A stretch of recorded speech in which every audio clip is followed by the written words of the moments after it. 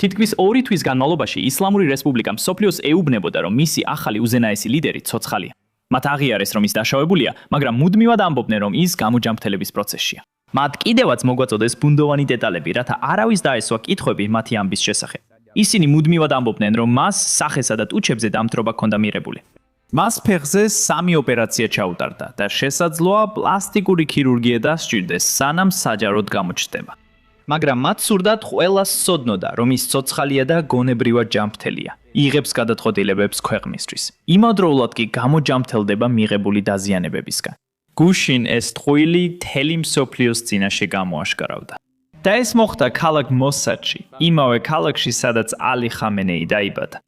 რეჟიმის მხარდამჭერებმა ახალ უზენაეს ლიდერს სახე დახატეს მოწამის მიურალზე, რაც ნიშნავს, რომ ის მკვდარია და ხალხი გლოვობს. თუ ეს სიმართლეა, ამას კატასტროფული გავლენა შეიძლება ჰქონდეს ირანზე და რა თქმა უნდა, იმ სამშვიდობო მოლაპარაკებებზე, რომლებიც ამჟამად მიმდინარეობს შეერთებულ შტატებთან. გუშინვე პრეზიდენტმა ტრამპმა დაადასტურა მოლაპარაკებებიდან გამოსვლის მიზეზი. მან თქვა, რომ არავინ იცის, ვინ მართავს ყველაფერს. არავინ იცის, ვინ არის ქვეყნის სათავეში, ვინ არის ლინარის ლიდერი ირანში. და ახლა უკვე ჭორებით ვრცელდება, რომ შესაძლოა უზენაესი ლიდერი გარდაცვლილი იყოს. მოусმიათ განცხადებას. ირანთან დაკავშირებით მას შემდეგ რაც გაირკვევა, ვინ არის პასუხისმგებელი თუ ირანში უფრო მეტ ძალაუფლებას ფლობენ რადიკალები, ან ირანის რევოლუციური გვარდიის მხარდამჭერი ლიდერები, გააფორმებს თუ არა აშშ-ს შეთანხმებას. რას აკეთებთ იარაღის გადაზიდვასთან დაკავშირებით წელს? ვისაც არ უნდა მართავდეს ამ საქმეს, მე მასთან მივხედავ. მათ არიციან, ისინი უკვე ჩართულები არიან. ისინი ერთმანეთში იბრძვიან. საშინელი შიდა დაპირისპირებაა. ბევრ შემთხვევაში ისინი ალბათ ლიდერობისთვის იბრძვიან.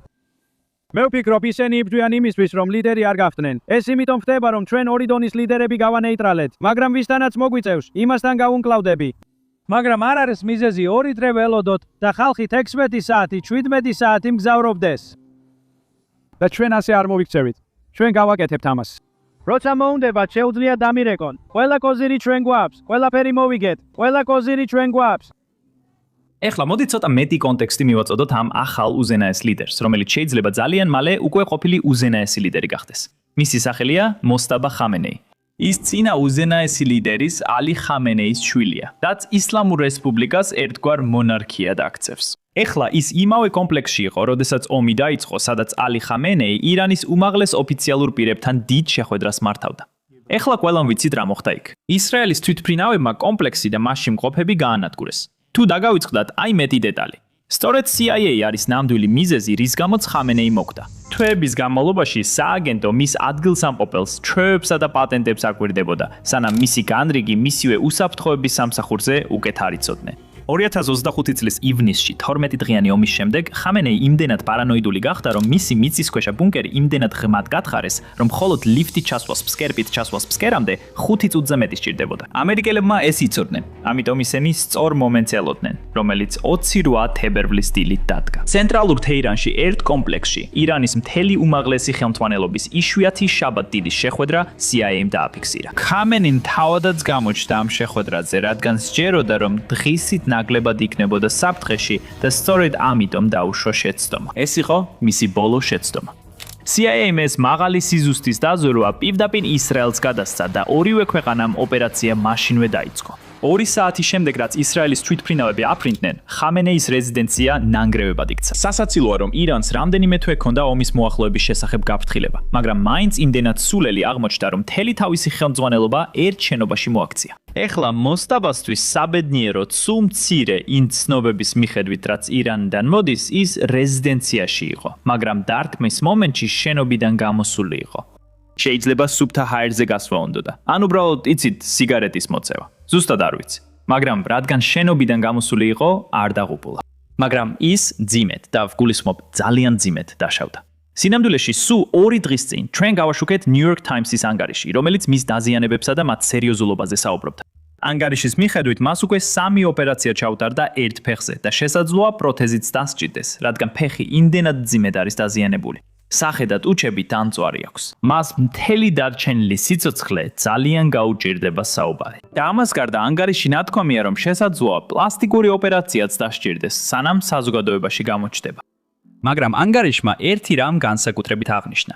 ის ცოცხალია და ფსიქიკურად სტაბილურია. ირანისთვის გულისებს, მიღმა იღებს გადაწყვეტილებებს. ეხლა ძალიან მარტივია ვივარაუდოთ, რომ ამ ანგარიშის წყარო ან წყაროები იყვნენ ირანელი ოფიციალური პირები, რომლებიც რეჟიმში არიან და რაღაც იციან უზენაესი ლიდერის შესახებ. შესაძლოა ისინი მას არ ხვდებიან, მაგრამ იციან, როგორ არის იგი. ან მეორე მხრივ ეს ყველაფერი შეიძლება ერთი დიდი ტყუილი იყოს, რადგან მას შემდეგ რაც ის თავდაპირველი დარტყმა მოხდა, უზენაესი ლიდერი არავის უნახავს. ის საჯაროდ არ გამოჩენილა. მან აუდიო ჩანაწერიც კი არ გამოუშვია, რომ საზოგადოებას მოესმინა. და გამოიცანით, რა მოხდა გუში. შეხედეთ. გუშინ ქალაქ მაჰატში ისლამურმა რესპუბლიკამ შემთხვევით გაამშღავნა, რომ შესაძლოა ეს ახალი უზენაესი ლიდერი გარდაცვლილი იყოს. ეხლა ეს ქალაქი მნიშვნელოვანია, რადგან აქ დაიბადა წინა უზენაესი ლიდერი, ალი ხამენეი და ის დღემდე ყველაზე ხანგრძლივად მსახურობდა უზენაეს ლიდერად. მე ვფიქრობ, რომ მან ირანს დაახლოებით 30 წლის განმავლობაში მართა. ამიტომ გუშინ ამ ქალაქში ისლამურმა რესპუბლიკამ გახსნა მურალი, ყველა იმ ადამიანის, ვინც ამ ომში დაიღუპა, ანუ მოწამედ შერაცხეს. და ამ მურალზე შეგიძლიათ ნახოთ ალი ხამენეი პირდაპირ შუაში. შემდეგ მარცხენა მხარეს, ზევით, არის ისლამური რესპუბლიკის დამფუძნებელი, აიათოლა ხომეინი. შემდეგ მარცხენა მხარეს, ქვედა ნაწილში არის ირანის ყოფილი პრეზიდენტი. და შემდეგ მარჯვენა მხარეს, ქვედა ნაწილში არის ჰასამ სოლეიმანი, ცნობილი გენერალი, რომელიც პრეზიდენტმა ტრამპმა წინამძღვრაციის ბოლო ვადაში მოკლა. მაგრამ ზედა ნაწილში ის კაცი არის მოსტაბა ხამენეი. ადამიანი, რომელზეც ისლამური რესპუბლიკა ამტკიცებს, რომ ჯერ კიდევ ცოცხალია, ალია, მაგრამ მისი სახე დახატეს მურალზე, რომელიც გარდაცვლილ ადამიანებს ეძღვნება. ხო და ნამდვილად არ ვიცი რა ხდება იქ. და მიზეზი, რატომაც შეიძლება ამას ყურადღება მიაქციოთ, ის არის, რომ ეს მოდის იმ ადამიანებისგან, რომლებიც რეჟიმის ნაწილი არიან. ესენი არ არიან სადაზვერო წყაროები, რომლებიც ამტკიცებენ, რომ ის შეიძლება გარდაცვლილი იყოს. ესენი არ არიან ოპოზიციის წარმომადგენლები, რომლებიც ამტკიცებენ, რომ უზენაესი ლიდერი გარდაიცვალა. ესენი არიან ადამიანები, რომლებსაც შეიძლება რეალურად ჰქონდეთ უშუალო ცოდნა იმისა, რაც ხდება. ეხლა, ეს არის რაღაც, რაზეც ხალხი ძალიან დიდი ხანია ვარაუდობს. როგორც შეიძლება გახსოვდეთ, ეს ახალი უზენაესი ლიდერი არის ირანის რევოლუციური გვარდიის ბიჭი. ის ძალიან მეგობრული იყო ყოფილი ირანის რევოლუციური გვარდიის მეთაურებთან და გენერლებთან. და სწორედ ამიტომ ირანის რევოლუციური გვარდიის მეთაურებმა ეხლა ფაქტობრივად გაატარეს მისი არჩევა. როდესაც ექსპერტთა ასამბლეა შეიკრიბა ახალი უზენაესი ლიდერის ასარჩევად. ისინი ფაქტობრივად ემუქრებოდნენ ასამბლეის თითოეულ წევრს, რათა დარწმუნებული იყვნენ, რომ მათ კანდიდატს მისცემდნენ ხმას. შემდეგ, რაც ახალი უზენაესი ლიდერი აირჩიეს, ირანის რევოლუციურმა გვარდიამ კიდევ უფრო მეტი ძალაუფლება მოიპოვა. უფრო კონკრეტულად რომ ვთქვათ, ირანის რევოლუციური გვარდიის ახალმა მეთაურმა აჰმედ ვაჰიდიმ კიდევ უფრო მეტი ძალაუფლება მოიპოვა მთელ ირანში. ფაქტობრივად ყველა სფეროში, რაც კი წარმოგიდგენიათ. მას მეტი კონტროლი აქვს სამხედრო ძალებზე. მას კიდევ უფრო მეტი კონტროლი აქვს სამოქალაქო მთავრობაზეც. და ახლა მას კიდევ უფრო მეტი კონტროლი აქვს მოლაპარაკებების ჯგუფზე, რომელიც შეერთებულ შტატებთან აწარმოებდა მოლაპარაკებებს. ეხლა გახსოვთ ეს განცხადება, რომელიც ტრამპმა გუშინ გაავრცელა. მან ძირითადად თქვა, რომ გააუქმებს სპეციალური წარმომადგენლის ჯარედ კრუშნევისა და სტივ ვიტკოვის პაკისტანში ვიზიტს ირანელებთან შესახვედრად. მან თქვა, რომ ამის მიზეზი ძალიან გრძელი ფრენა და რა თქმა უნდა, არავინ იცის, ირანელებს ნამდვილად აქვთ თუ არა შეთანხმების გაფორმების ძალაუფლება. ხო და გამოიცანით რა. სწორედ ამ განცხადების შემდეგ ირანმა სინამდვილეში შეერთებულ შტატებს უკეთესი წინადადება გაუგზავნა სამშვიდობო მოლაპარაკებებისთვის. მოусმინეთ, აი მეტი დეტალი. საპასუხოდ Reuters ვისთან გვაქვს საქმე ახლა ვინ არის პასუხისმგებელი? რა შეიცვალა გუშინდელიდან დღევანდელ დღემდე? არაფერი, უბრალოდ მოგცეს დოკუმენტი, რომელიც უკეთესი უნდა ყოფილიყო. საინტერესოა რომ როგორც კი გავაუქმე, 10 წუთში მივიღეთ ახალი დოკუმენტი, რომელიც ბევრად უკეთესი იყო. ვილაპარაკეთ იმაზე, რომ მათ ბირთვული იარაღი არ ექნებათ. ეს ძალიან მარტივია. ნახეთ, მთელი ეს შეთანხმება რთული არ არის. ირანს ბირთვული იარაღი არ შეიძლება კონდეს. ეს ძალიან მარტივია. ეხლა აი მთელი დროის ხაზი. ჯერ ირანის საგარეო საქმეთა მინისტრი წავიდა პაკისტანში, შეხვდა შუამავლებს და როცა იქიდან წავიდა, ომანში გაემგზავრა. ძირითადად ირანულ-ომანური საქმეების მოსაგვარებლად. ზუსტად არ ვიცი რაზე ისაუბრეს. მაგრამ როგორც კი პაკისტანი დატოვა, დონალდ ტრამპმა გამოაცხადა, რომ შეერთებული შტატები მოლაპარაკებებში მონაწილეობას აღარ მიიღებს. და გამოიცანით რა. ამ განცხადების შემდეგ ირანმა როგორც ამბობენ, უკეთესი წინადადება გაგზავნა. მაგრამ ამას გარდა, როგორც ჩანს, ირანის საგარეო საქმეთა მინისტრი ახლა პაკისტანში ბრუნდება. სულ ერთი დღის შემდეგ, რაც ქვეყანა დატოვა, რათა იპოვოს რაიმე გამოსავალი მოლაპარაკებების აღსადგენად. აი, მეტი დეტალი ამაზე. პაკისტანური წყაროების მიხედვით, ვიზიტის დროს ირანის საგარეო საქმეთა მინისტრი სავარაუდოდ კონსულტაციებს გამართავს და შესაძლებელია განცხადებაც გაკეთდეს ისლამაბადის სამშვიდობო მოლაპარაკებების შემდეგ ეტაპთან დაკავშირებით. დიალოგი რჩება ყველაზე კონსტრუქციულ გზად წინსვლისთვის და როგორც შეერთებულ შტატებს, ისე ირანს ესმით მუდმივი ჩართულობის მნიშვნელობა. ეხლა არ ვიცი თქვენ რას ფიქრობთ, მაგრამ ჩემთვის ასე ჩანს. ქვეყანა, რომელიც ისევ და ისევ ბრუნდება პაკისტანში, რომ როგორმე მოლაპარაკებები განაახლოს, უფრო სასოწარკვეთილად ცდილობს მოლაპარაკებების სწორ კალაპოტში დაბრუნებას. და ამისთვის არსებობს კარგი მიზეზი. მიზეზი, რომელზეც ჩვენ ძალიან დიდი ხანია ვსაუბრობთ. და ეს ისევ ეკონომიკურ ზეწოლას უკავშირდება. ხედავთ, ცეცხლის შეწყვეტის დროსაც კი სამხედრო დარტყმების შეცდა, მაგრამ ოპერაცია ეკონომიკური რისხვა კვლავ სრული ძალით მიმდინარეობს. ეხლა, სანამ ოპერაცია ეკონომიკური რისხვის ფარგლებში დაწყებულ ახალ დარტყმებზე ვისაუბრებ, მინდა თქვენთან გავაზიარო ერთი საინტერესო კომენტარი, რომელიც გუშინ მივიღეთ. ეს არის ერთ-ერთი გამომწერისგან, რომელიც გვიზიარებს, რომ უკვე რამდენიმე წელია არხის მხარდამჭერი და გამომწერია. მაგრამ მიუხედავად ამისა, ის ჩვენს ვიდეოებს თავის მთავარ გვერდზე ვერ ხედავს. ფიქრობ ეს იმიტომ ხდება, რომ YouTube-ის ალგორითმი ძალიან დამაბნეველია. და ამას გარდა მას ონთან დაკავშირებული კონტენტი დიდად არ მოსწონს. სწორედ ამიტომ ჩვენს ვიდეოებს უჭირთ უფრო ფართო აუდიტორიამდე მიღწევა. ამიტომ მინდა შეგახსენოთ, თუ ჯერ არ ხართ გამოწერილი, აუცილებლად დაალაიქეთ და გამოიწერეთ არხი ქვემოთ მოცემული ხილაკებით. ეს უბრალოდ გვეხმარება მეტ ადამიანამდე მისვლაში, რადგან აძლევს სიგნალს YouTube-ის ალგორითმს, რომ ეს არის უსაფრთხო ვიდეო. ჩვენ არაფერს უწევთ რეკლამას, რაც ექსტრემალურია. იცით, ჩვენ არ უწევთ რეკლამას ექსტრემისტულ შეხედულებებს. ამ გზით კი შეგვიძლია უფრო ფართო აუდიტორიამდე მივიდეთ და მეტი ადამიანს მივაწვდინოთ სიახლეები. ეხლა დაუბრუნდეთ ოპერაცია ეკონომიკურ რისხვას და ვილაპარაკოთ იმაზე, რაც ეხლახან მოხდა. სულ 2 დღის წინ აშშ-ის ხაზინის დეპარტამენტმა სანქციები დაუწესა ჩინეთში დაფუძნებულ პატარა ნავთობ გადამამუშავებელ ქარხანას. ესენი პატარა ნავთობ გადამამუშავებელი ქარხნებია, რომლებიც სპეციალურად სანქცირებული ნავთობის დასამუშავებლად არის აშენებული. ამიტომ ისინი ყიდულობენ ნავთობს ისეთ ქვეყნებში, როგორიცაა რუსეთი, ირანი და შესაძლოა ვენესუელა, როცა იქ მადურო იყო ხელისუფლებაში. მაგრამ ეხლა შეერთებული შტატების ხაზინა მათ წინააღმდეგ მოქმედებს და სანქციებს სწორედ იქ აწესებს, სადაც ყველაზე მეტად სთქივად. ხედავთ, უნდა გავიგოთ, როგორ მუშაობენ ეს ნავთობ გადამამუშავებელი ქარხნები და რატომ ეწოდებათ მათ ჩაიდნის ქარხნები. ჩინეთს ბევრი მსხვილი ნავთობ კომპანია ჰყავს. სინამდვილეში მსოფლიოს ზოგიერთი ყველაზე დიდი ნავთობ კომპანია დასავლეთში არ არის დაფუძნებული. ისინი მდებარეობენ ახლო აღმოსავლეთში, როგორც თქვენ შეიძლება გეგონათ, მაგრამ ასევე ჩინეთშიც არიან დაფუძნებულნი. სახელმწიფოს საკუთრებაში არსებული გიგანტები, როგორიცაა სინოპეკი ან პეტროჩაინა, პირდაპირ მსოფლიოში ყველაზე დიდი ნავთობ კომპანიებია და ზოგადად ყველაზე დიდი კომპანიებიდანაც არიან. ეხლა პრობლემა იმაში მდგომარეობს, რომ როცა ესეთი დიდი ხარ, სანქციების ქვეშ მოქცევის ფუფუნება არ გაქვს. რადგან თუ შენზე სანქციებს აშშ-ში დააწესებს, ეს ნიშნავს, რომ საერთაშორისო საბანკო სისტემაზეც ვდომას დაკარგა. პრაქტიკულად მთელ საერთაშორისო საბანკო სისტემაზე ვეღარ გამოიყენებ აშშ-ში დოლარს. და ამას გარდა ნებისმიერი ინვესტიცია, რომელიც გაქვს ქვეყნებთან, რომლებიც მეგობრულად არიან განწყობილი აშშ-სთან, ეს ინვესტიციები ან იყინება, ან საერთოდ წყდება. აი ამიტომ ამ დიდ კომპანიებს არ შეუძლიათ რუსულ ნავთობთან, ირანულ ნავთობთან ან ვენესუელურ ნავთობთან მუშაობა, როცა მადურო იყო ხელისუფლებაში. აი ამიტომ ჩინეთმა შექმნა ეს პატარა გადამამუშავებელი ქარხნები, რომლებსაც ქვიათ ჩაიდნის გადამამუშავებლები. და ამ ქარხნებში დასავლური ინვესტიციები არ არის. ისინი რეალურად დოლარებთან არ მუშაობენ. ისინი რეალურად არაფერს აკეთებენ დიდ მასშტაბზე. ეს არის პატარა გადამამუშავებელი ქარხნები, რომლებიც პირდაპირ აშენებულია სანქცირებული ქვეყნებიდან ნავთობის მისაღებად.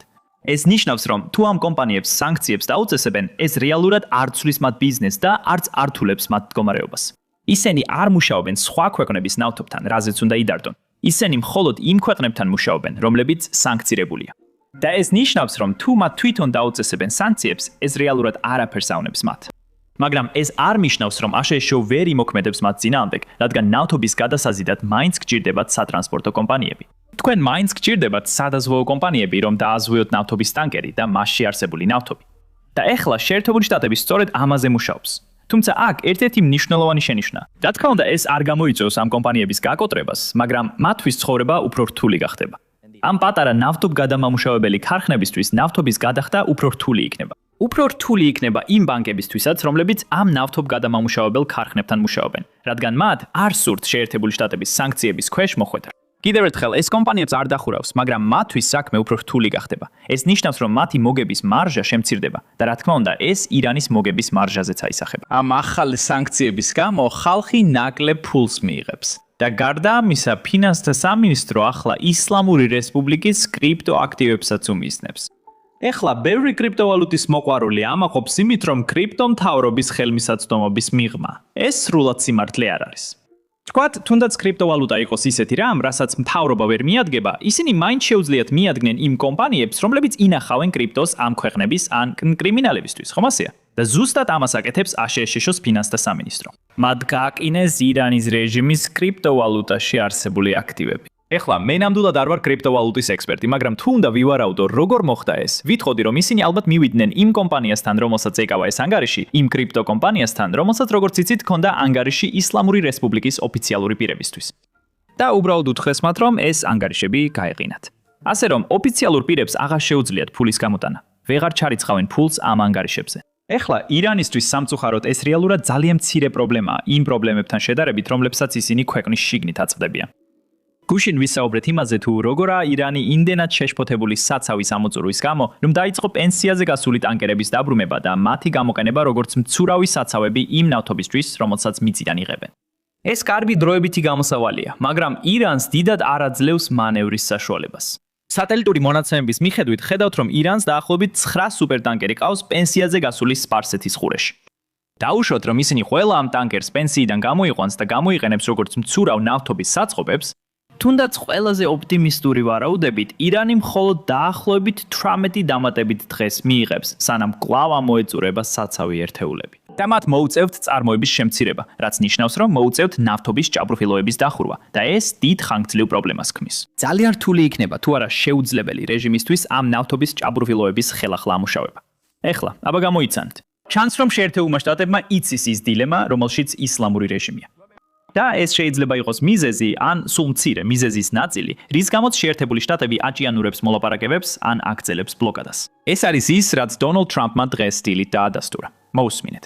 მაგრამ რასაც თქვენ გულისხმობთ არის ის, რომ როდესაც თქვენ სისტემაში უზარმაზარი რაოდენობის ნავთობი მიედინება და თუ რაიმე მიზეზით ეს ხაზი დაიხურება, ვეღარ აგრძელებთ ნავთობის კონტეინერებში ან გემებში ჩასხმას, რაც მათაც შეემთხვათ, გემები აღარ აქვთ ბლოკადის გამო. რაც ხდება არის ის, რომ ეს ხაზი შიგნიდან ფეთქდება, როგორც მექანიკურად, ასევე მიწაში. რაღაც ხდება და უბრალოდ ფეთქდება. ამბობენ, რომ მხოლოდ 3 დღე დარჩათ, სანამ ეს მოხდება და როცა ფეთქდება, ვეღარასდროს. მიუხედავად ყველაფრისა, ვეღარასდროს აღადგენენ მას ისე, როგორც ადრე იყო. სხვა სიტყვებით რომ თქვათ, თუ აღადგენთ მას. ყოველთვის ძნელია სრულად აღდგენა, მაგრამ ის მხოლოდ დაახლოებით 50%-ით იქნება ისეთი, როგორიც ახლა. ესე რომ ეს ძალიან ძლიერი მოვლენაა, რაც ხდება. ეს ბუნებასთან არის დაკავშირებული, მაგრამ როცა ბოლოს ეს იბლოკება, ანუ როცა გიწევს მისი გამორთვა, იმიტომ რომ აღარ გაქვს ადგილი ამ ნავთობის შესანახად, ხომალდებზე ან საცავებში, რომლებიც თითქმის უკვე სავსეა, ძალიან ცუდი რამ მოხდება. ამიტომ ვფიქრობ, ისინი ზეწოლის ქვეშ არიან. ეხლა ერთი რამ რაც უნდა გახსოვდეთ არის ის, რომ ირანს აუცილებლად არ ჭირდება სამშვიდობო შეთანხმება ბლოკადის მოსახსნელად. თუ ისინი მზად არიან თქვან, რომ ჰორმუზის სრუტე ყველასთვის ღია, დიდი შანსია, რომ აშშ ბლოკადას მოხსნის, მიუხედავად იმისა, რომ სამშვიდობო შეთანხმებაზე მოლაპარაკებები გაგრძელდება. არ ვამბობ, რომ ეს სავარაუდოა, არც იმას ვამბობ, რომ ეს აუცილებლად მოხდება. უბრალოდ ვამბობ, რომ ეს შესაძლებელია. რა თქმა უნდა, ყურადღებას მივაქცევთ ყველა სიახლეს, რაც მოლაპარაკებებიდან გამოვა პაკისტანში, რადგან ირანის საგარეო საქმეთა მინისტრი ახლა იქ იმყოფება და ცდილობს მოლაპარაკებები ისევ სწორ გზაზე დააბრუნოს. ასე რომ აუცილებლად დააჭირეთ ქვემოთ გამოწერის ღილაკს და შემდეგ ვიდეოში შევხვდებით.